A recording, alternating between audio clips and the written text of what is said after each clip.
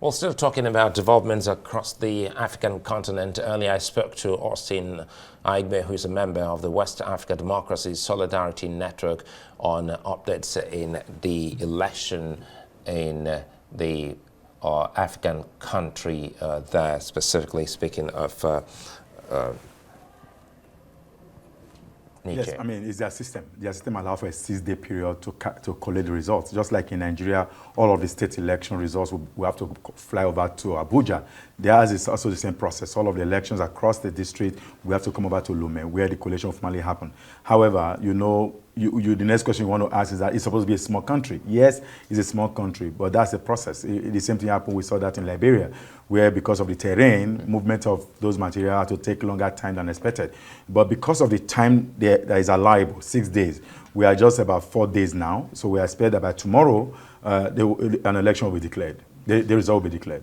So this doesn't look like the last parliamentary election that was held in 2018, where we saw the C14 boycotting that process. So speak to us about the election monitoring, which we understand that you're journalists. We understand that some other foreign journalists were barred from monitoring or observing this particular election.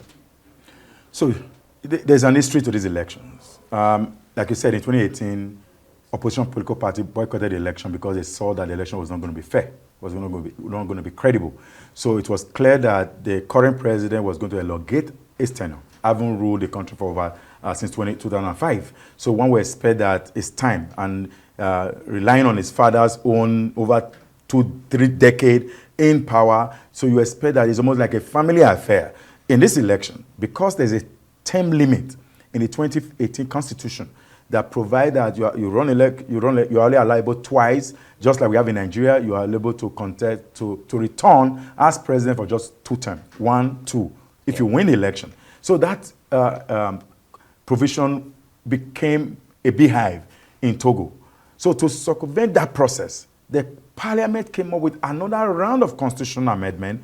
On March 29, they came up with a new almost new constitution that now moved the country from a presidential system to more like a semi-parliamentary system. Now, in the country, after this election, when the National Assembly is formed, it is the members of the National Assembly that then vote for or elect a president.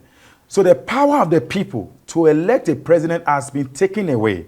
That ultimate power of the citizens' right, has been taken away. A lot of people, including us, clamor for that trajectory, that it was not in the right direction, especially that it's going against ECOWAS protocol. ECOWAS protocol, if you recall, in Nigeria election ahead of President Buhari's second term, when there was an attempt to amend the Electoral Act. Buhari said no, that it's 6 months to election. You can't amend based on ECOWAS protocol. And here you are, in a country in Togo, amending a constitution, a major electoral grand norm of the country, amending that just about a month to election, and ECOWAS praising the same election. It's funny, and it's almost not, but if you check what the president did, he technically avoided himself from the process. That, no, I'm not involved. It's the parliament that did it. So when the council of the bishop of Togo came to him to say, please, don't sign up to that constitution, he said, okay, I agree with you. He returned the constitution back to the parliament to say, please make it inclusive. The parliament ended up re-amending and making it the same position, and now the election has held. So we are waiting for, once the elections is concluded, the regional, and is announced, I also think that the opposition will not have their way, because elections are usually not free and fair in some of those countries where the president wants to insist in perpetuating himself in power. Is that why there's been a ban on monitoring by the international community and the journalists? When international communities, and majorly, we didn't observe the election at the level of Wadamount, because again, there are things you are going to be seen. If you already read what's happening in the country, members in the country, are sending a lot of reports in that there's ballot stuffing. There's a lot of irregularities happening. And that's the only way you expect the winner to win. And it's almost becoming clear that, in fact, I can literally announce the result because I know where it's already going. It's going to the point that the Prime Minister of Togo will be the current president. What they did was just to transfer the power of the president to the Prime Minister. Now the president becomes ceremonial. The Prime Minister becomes like the head of government, just like you have in the UK. But it still will perform such role as president by representation and all of that. It's still president of Togo, but they just change the name so he can remain in power. So let's close on this and talk about the future of Togo from Nasingbe Yedema to for Yedema, and now we're talking about this long wait you say is constitutionally allowed in the country for a 6-day period, which tells us that in the next 3 or 4 days there must be a result. What does this hold for a young Togo that a lot of people haven't actually seen some growth in its democracy? A few years ago, young Togolese came out on the street and went outside the country, 2018 specifically, and trying to agitate to put an end to the Yedema dynasty. And they were met with some heavy violent military crackdown and all of that. Some left the country. Privilegedly, I had some of them. They had a conference in Abuja here where they tried to raise those conversations. And it's almost clear, like someone said, that when the father died, she wasn't born. She wasn't born.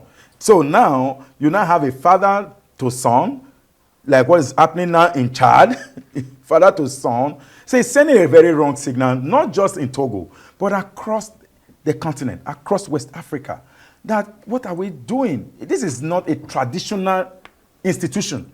It's supposed to be a democracy where the people decide who run the affair on their behalf. Now in Togo, you have taken that who away from the people's decision. So the people are not now deciding.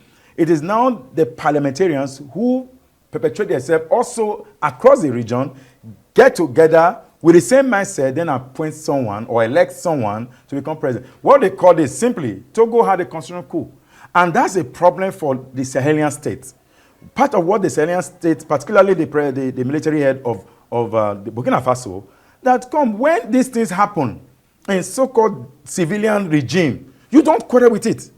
But when it happened here, you suspend, you sanction, you do all of that. Look at Chad. When Chad happened, when there was an interim government, AU did not suspend Chad.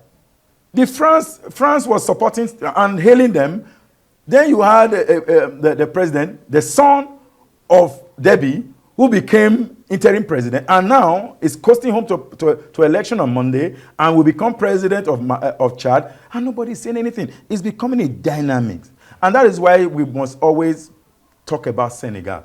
When there was the kind of constitutional coup in Senegal, the people rose. But Togolese did rose. They did. Even in the last 2-3 weeks, they rose. But there was no support from an external factor. Well, in Aigbe, I think the Senegalese example is something that Africans should be proud of, and we must also talk about that and see how it pans out. Always a delight having you on. Thank you very much. I appreciate it.